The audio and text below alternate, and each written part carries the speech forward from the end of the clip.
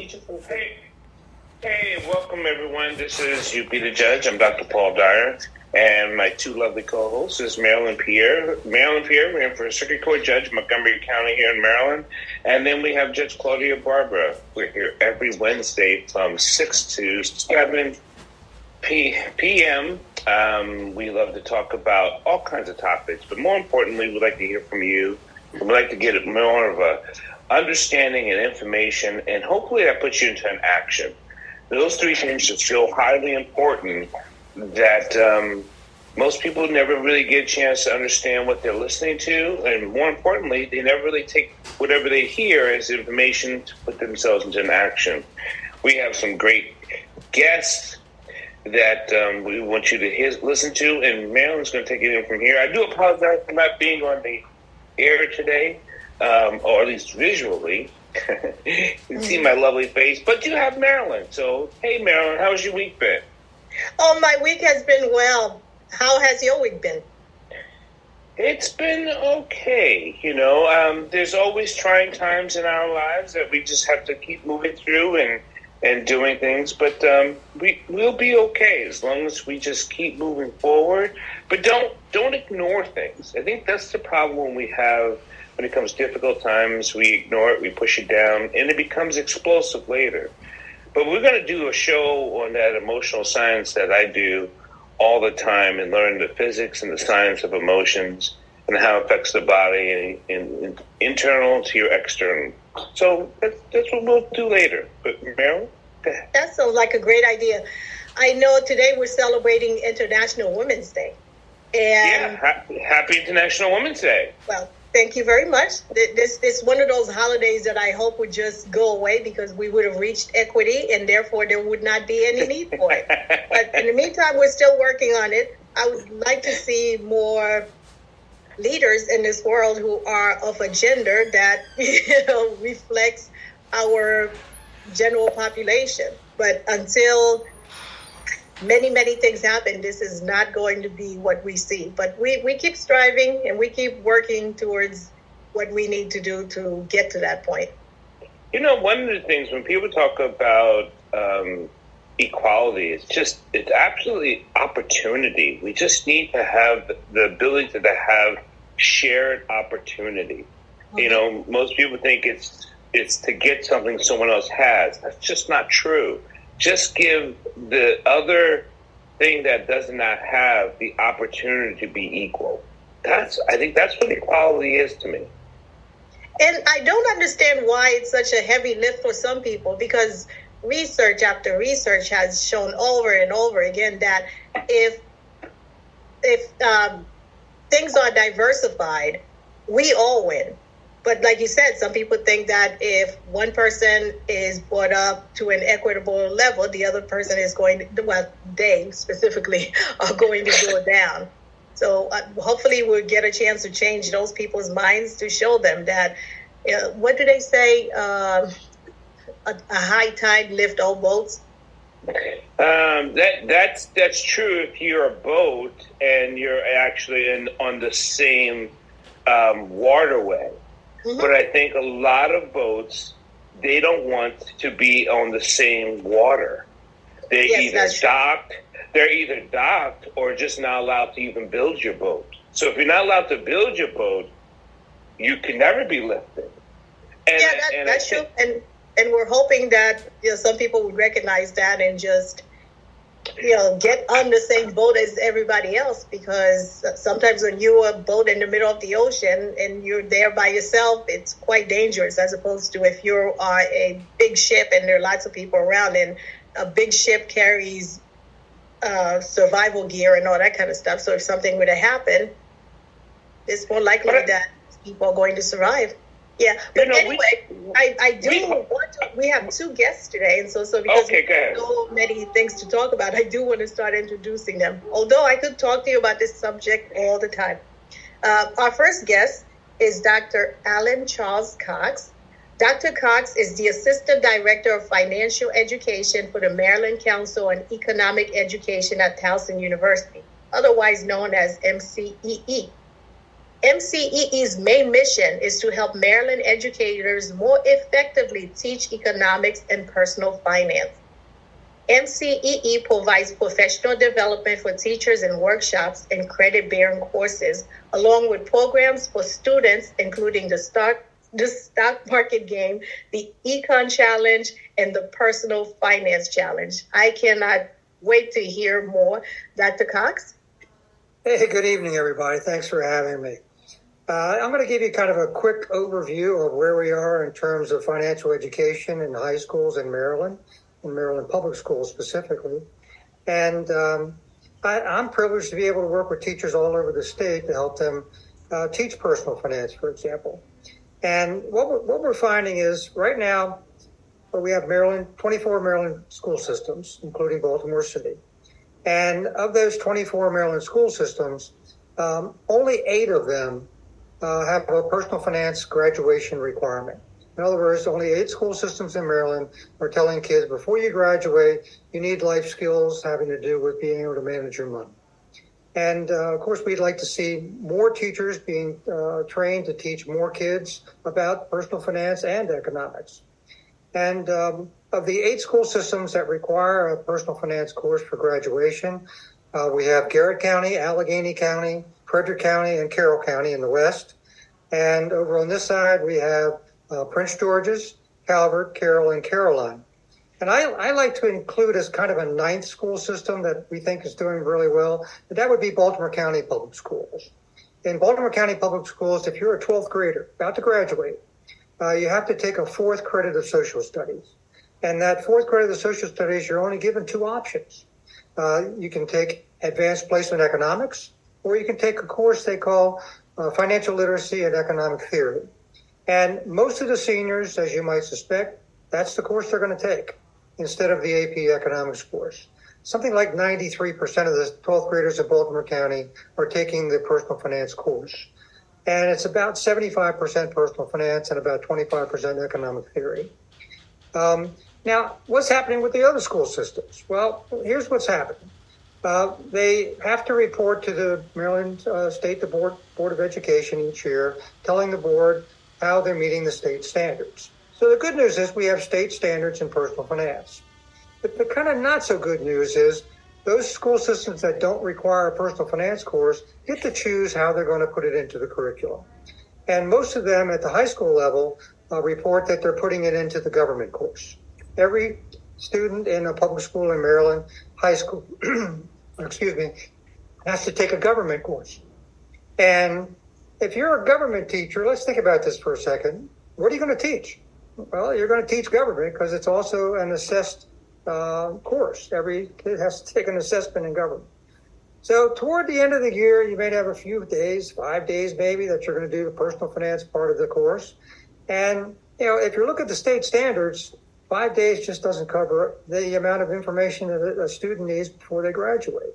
And we know that kids who are about to graduate from high school are going to use personal finance concepts almost immediately. So that's kind of where we are in Maryland right now, in a nutshell.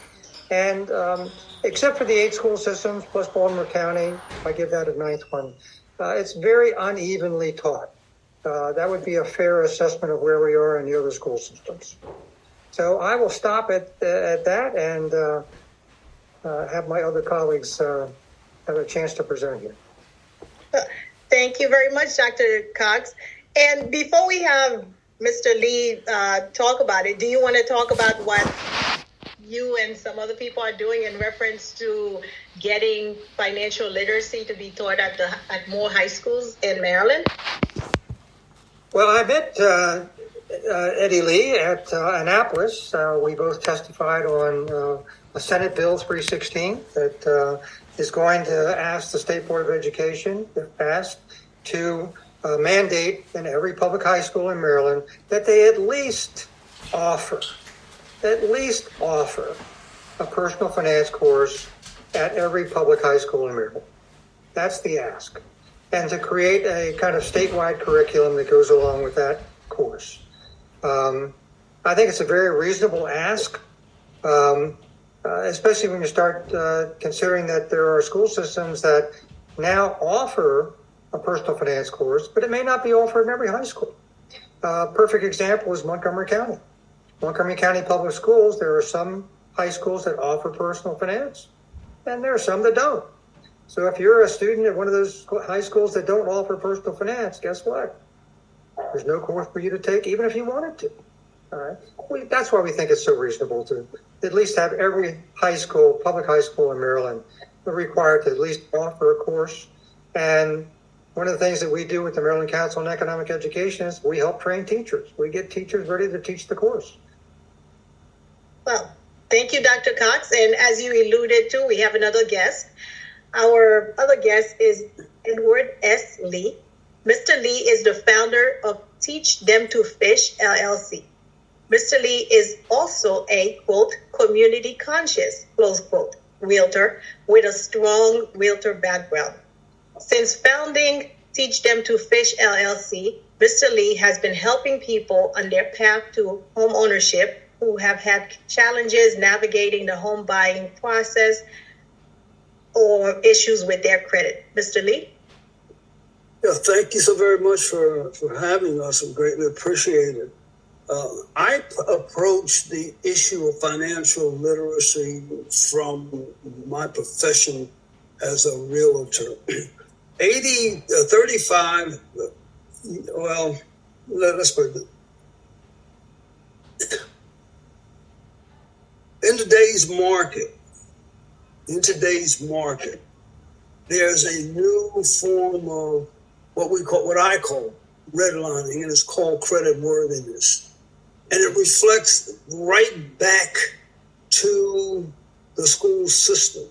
The clients that I encounter, they range in different ages, but I would say that 85% of them are in the age range of 35 to 45% years of age. And these people come to me unable to purchase a home. And that's why I founded the Teach Them to Fish project. Unfortunately, these are mostly black and brown people of color. They do not understand and have no knowledge of the use, some of them, the use of how to use effectively credit cards. They do not understand the credit bureau scoring system and their functions.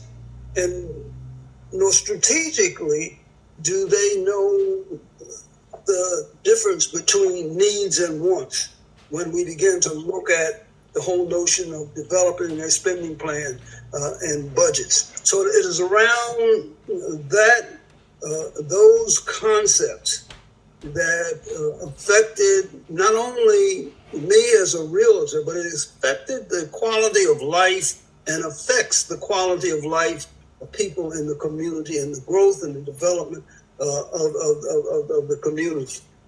So we, some time ago, began to talk to our legislators.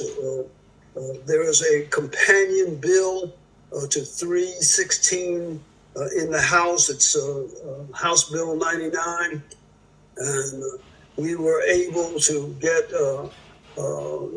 Senator Cherie Sample Hughes, the Speaker Pro Tem, to work with us and developed a bill this year that we believe that we can get passed. The bottom line is that we feel very strongly that the Department of Education has failed our children.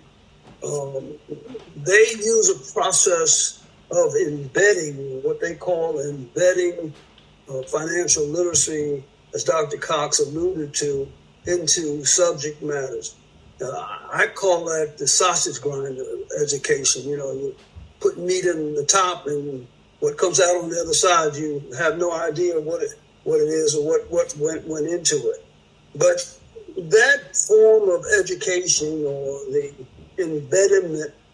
embedding curriculum and not having stand-alone courses, is what is causing the lack of ownership. And I guess my concept has always been to be in pursuit of the American dream. And the dream has turned into a nightmare. Because if you're going through a system that when you come out of that system that you do not know how to manage financially, no matter where you are going, no matter what you are seeking to purchase, and unable to make intelligent, strategic, and calculated decisions about it, you are in trouble. I looked at last week when we were in the Senate hearing, Senator Brooks presented some data that was extremely interesting to us. It was compiled by the National Financial Capability Study. It's a nonprofit group, and their concerns about the current system is that there's no measurement of financial literacy that's taught in the classroom.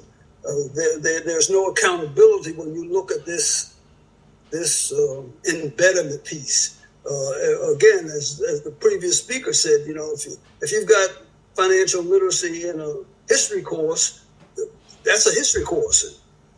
I saw last week we were speaking with a lady, and they told me that their financial literacy, let me clear this, that financial literacy being taught in algebra certainly has financial principles, she says, because you have to back up a car, and that's geometry.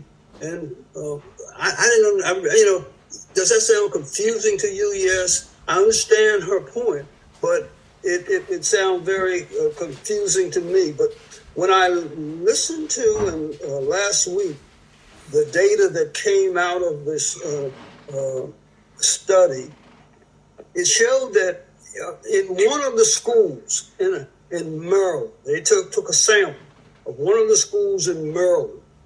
63% of the persons who came out of that school, 63%. Can you put that slide up for me, Marylin? The one that has the 63. Do you have that? I have that, but I'm going to need a couple of seconds to Let me try to get to the right page. Do you remember what page it was on? No, that's okay. Don't worry about it. So let me. I'm only going to use two figures. 63% of these former students out of a Maryland high school, 63% of them are spending more or equal to their income. Folks, that's going nowhere quick. In other words, they're spending more, equal to or more than they're bringing in. 22% don't have a savings account, and 41% have paid a minimum balance on their credit card. That's suicidal. Now, the 41% on the paid on the credit card that they paid at some point a minimum balance, if that's a strategic plan to meet your monthly income or to pay off some bills, there's nothing wrong with it. But what's implied here is that there are large balances once the persons get these credit cards. So it is for those reasons and that we here tonight to talk about how answer any questions that may come up that we can answer, and to gain some support for these two bills that are still in the general in the House. In the House, one in the House and the other in the Senate. We don't want to badger anyone, but what we want to do politically is take a look at what has taken place on these bills so far and going forward to garner whatever support that we can in the positive for this Senate Bill 316 and the House Bill 99. Yeah. So that's kind of where we are. We're here to try to answer questions, see where we are in terms of thinking of the audience, and go forward. You know, hold on, man. I'm going to jump in here real quick because I know I'm not on camera. If you see if you guys can see me dancing in my heart, smiling on my face, it'd be great. I'd like to thank both of our guests for coming on, talking about this important topic. More importantly, that you're giving the advice and understanding. And hopefully these people will reach out to us, to anyone, to say, I did not understand what they were talking about, because they're going to hear this on any of the social media and all the podcasts, Apple, iHeartRadio, all that. They're going to hear it and they're going to want to reach out. So make sure both of you give your information of how people to contact you. The second part is, you said this perfectly, Mr. Lee, is that it's a political issue. And that's where it becomes the struggle of being to get things effectively done. Because as your numbers stated, as Dr. Carr's numbers stated, and you stated, that it is an atrocity what people are not being taught on economics and on civility. So if people are not going to the polls to vote, to get things done for them, it is very difficult to get things done for anyone. And this is the problem we have with our social system anyway. We don't have enough black and brown people voting.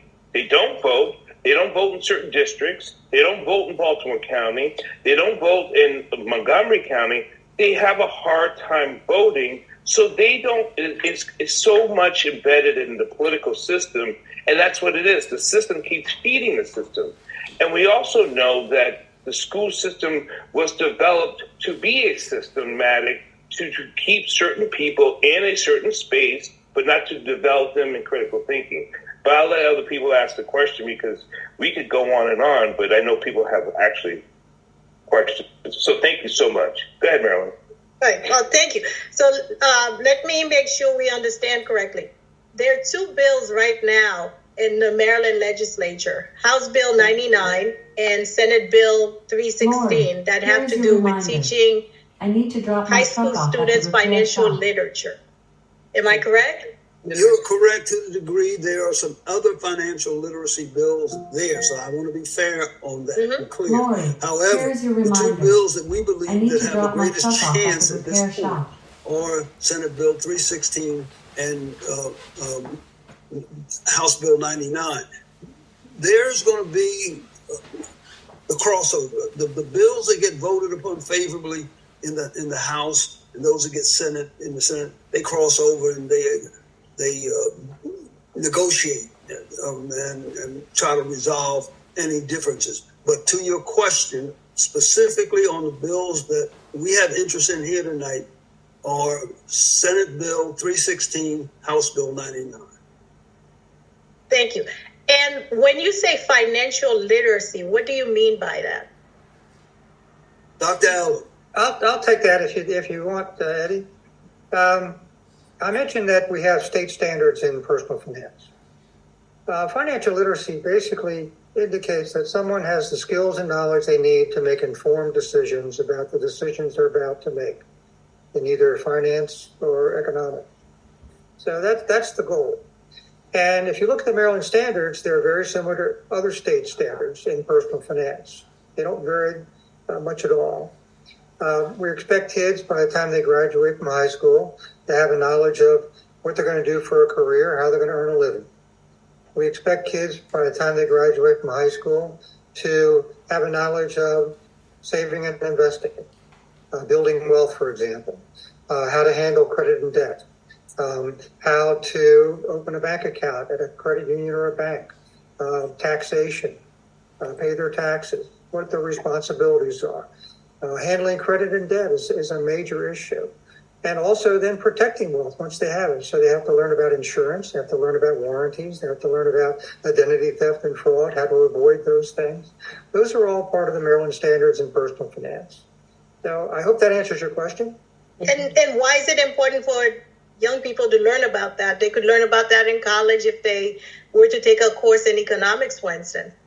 Yeah, we have a friend of mine on right now that I want to refer that to him. Dr. Kasey is a professor at Salisbury University.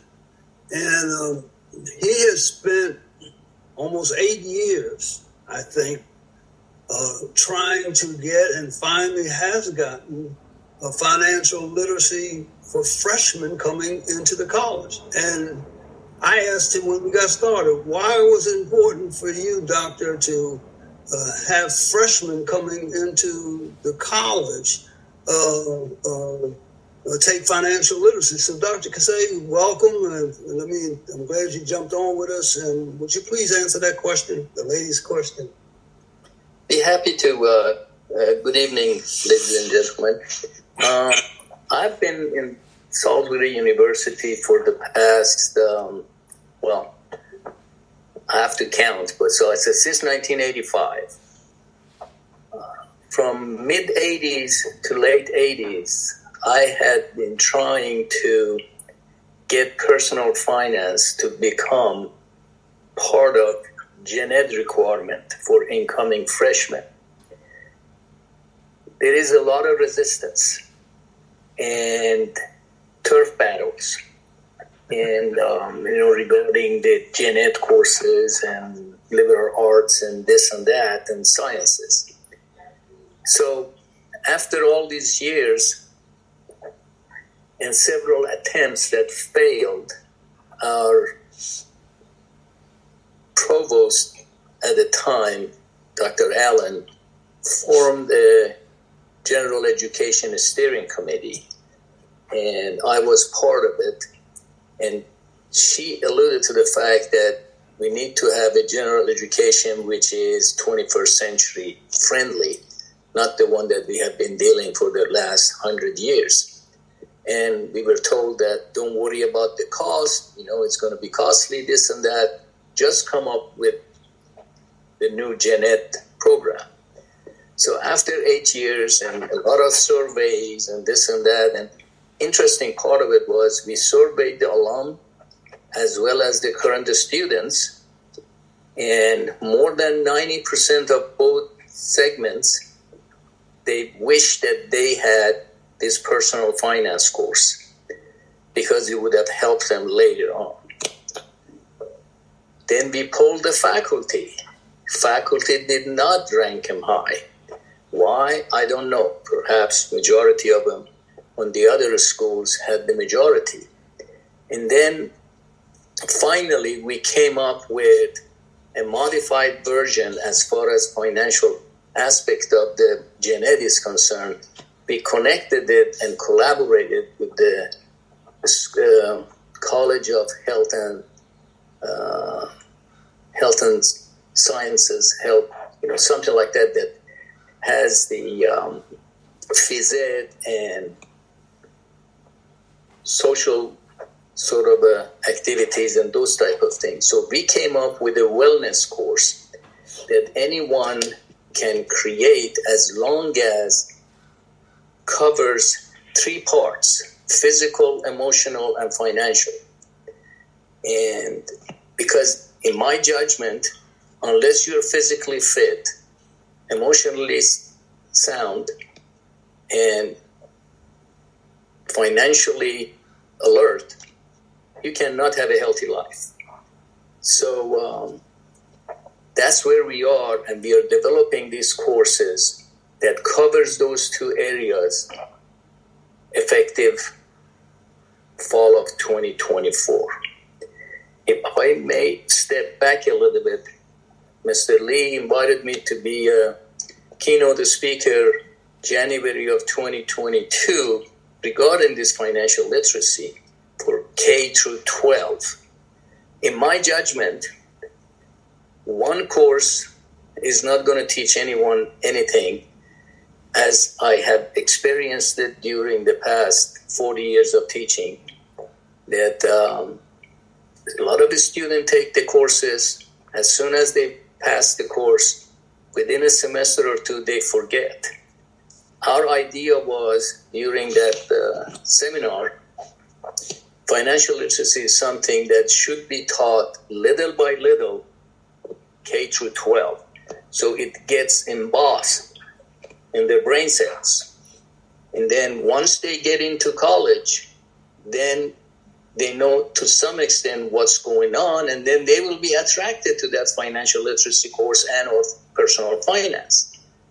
Unfortunately, the resistance that exists, they don't want our students to be financially sound. So they just brush it off, put it aside.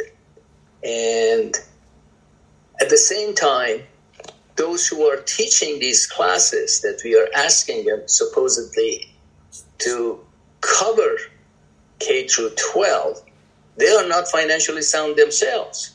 So it requires a lot of educators to be trained that perhaps half an hour once a week to basically introduce these topics from K through 12 at a very basic level. We have the same issue at the college. If we want to have every incoming freshman to take a personal finance course, we need to have probably 4 more or 5 or more finance faculty. The colleges cannot afford that because finance faculties are expensive. So I hope at some point when our students take these wellness courses that covers those 3 areas based on the demand, the university officials put the resources where the demand is. And I'm pretty sure when the students realize where the money comes from, where it goes, and they don't look at our government officials, especially at the federal level, which was alluded to earlier on regarding money comes in and money goes out. Apparently for federal government, money comes in and a heck of a lot more than is coming out. So that's why we have more than or around 31 trillion in debt. So we have to educate our students, otherwise the US that I came to 50 years ago, it's no longer going to be there. Thank you for enlightening us. Who is against this bill? Who is against educating our children on financial literacy? It seems to me that everybody in society would want financially literate people because they will find out how to balance a checkbook, how to hopefully not spend more than they need to spend. I remember a friend of ours was paying about $600 a year in bank fees because she had a bunch of different bank accounts that did not have the minimum balance. And I just thought this was an awful way of spending her money. And so we asked her, why do you do that? She didn't even realize that she had these fees and she could have done something about it by consolidating the different accounts. That's financial literacy. Who would be against teaching our children financial literacy so that they don't end up paying all these bank fees, the credit card fees, and all types of fees that they don't necessarily have to pay? Well, were you asking me? I'm asking whoever wants to answer it. Well, I can provide a quick answer to that. Mr. Lee would attest to this because when I was speaking about this last January, one of the member of the education system of Wycomico County, if I'm not mistaken, she was attending and listened to whatever I had to say. And at the end, she said, okay, in order to have this, what should we give up? So this show is going to go on about financial literacy, and then we'll be having a second part later Just let you know there's so much to do with financial literacy when it comes to understanding and putting it into schools. So just this little tidbit, and I will make sure I have a part 2 to this conversation another time. I hope you guys have some information to put into your understanding to turn into an action. Thank you for listening to You Be the Judge.